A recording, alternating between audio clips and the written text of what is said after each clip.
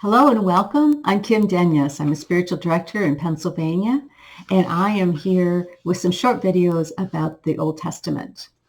So this is the second one, and I want to pull the lens way back and look at what we're going to look at.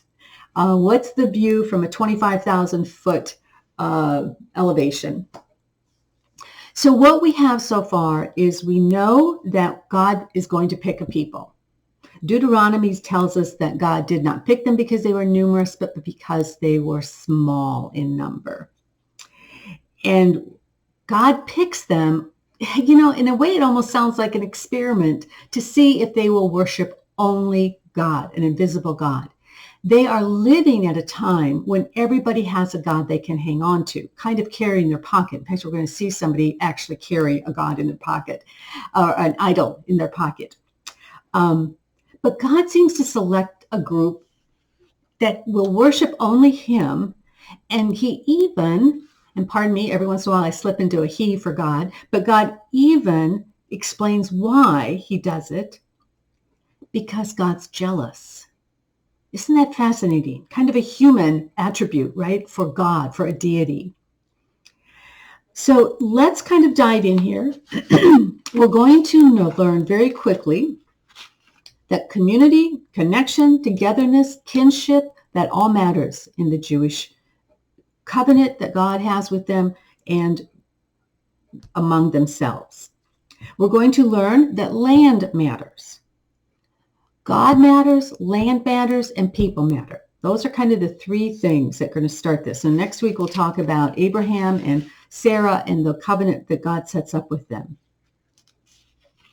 We are going to watch God and watch a people try to live by one law. The first law God gives is to love the Lord your God with all your heart, mind, and soul, and your neighbor as yourself. I believe God hoped that would hold them. Unfortunately, it didn't. They couldn't hold that. Wasn't sufficient, wasn't enough for them. So the next phase is 10 commandments. God gives 10 commandments. That could have perhaps held them. That could have been enough. Those 10 are pretty good. They're pretty solid. But it isn't enough. And pretty soon, over time, God gives them 600 laws to live by. There's laws about cleanliness. There's laws about who's in, who's out, what to eat, what not to eat. We'll get into that a little later. My work as a spiritual director is to watch God at work. And I think that's why the Old Testament fascinates me, because I get to see God at work in lives. We get to see them live their lives, have opportunities to serve God and do it beautifully, and then fail at it beautifully, if you can fail beautifully. See, I believe God's interested, deeply interested in us growing into a stronger, more alive awareness of God in our own lives. And I think the Hebrew Bible offers us kind of that front row seat on that work. Another offering of the Hebrew Bible is paradox. I think it's one of the harder things. We probably need to grow our capacity to hold paradox as we see it in the Bible, because you're going to meet God in ways that are indeed paradoxical. God's desire to both kill off the Hebrews and God's deep desire to bless them and bring them into what seems to be maturity. It kind of reminds me of parents. We can love our children fiercely and be so frustrated with them at the same time. That's kind of the paradox we're talking about. So let's pull up the lens. 35,000 feet, what do we see? We have a long story, 39 books written by a variety of people. And whether you believe every word is the breath of the Holy Spirit or whether you think this is a rough collection, you are welcome here.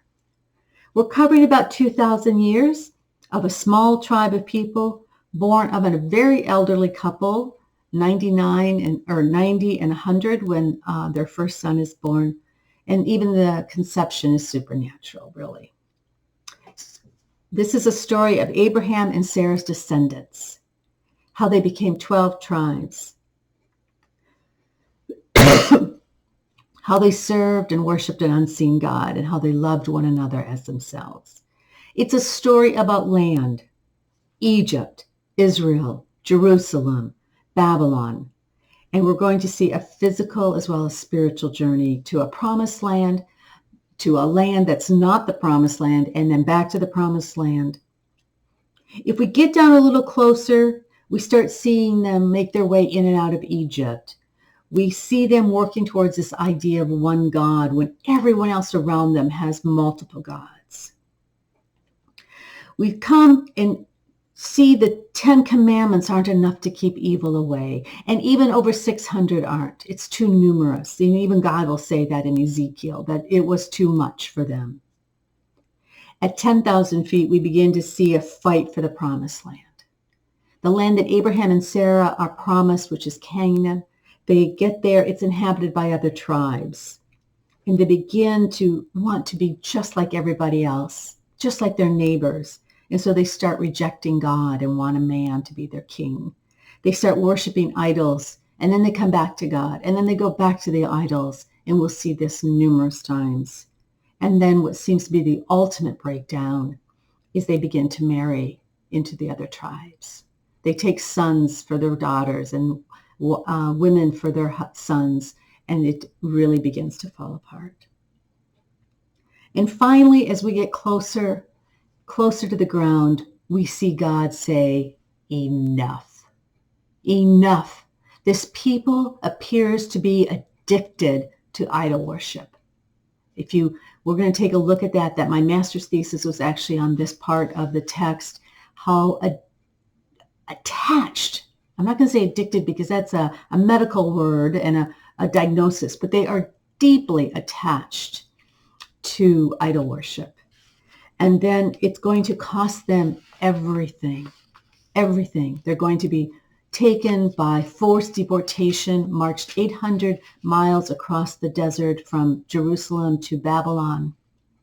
And who goes?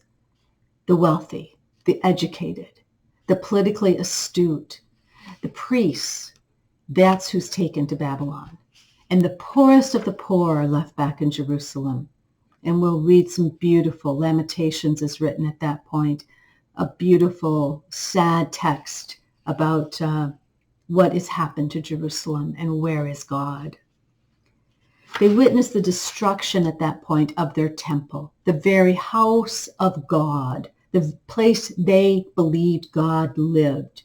And now in Babylon, they're going to have to decide some things about God. They have a saving grace, as I've called it, the saving grace of living in community in Babylon. They live together in small groups, and there begin their own faith formation.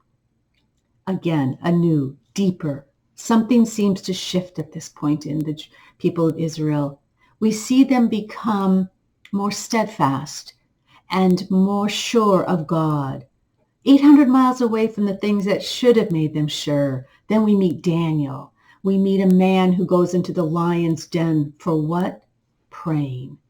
The text reveals a layered understanding of who God is when God seems vacant and gone.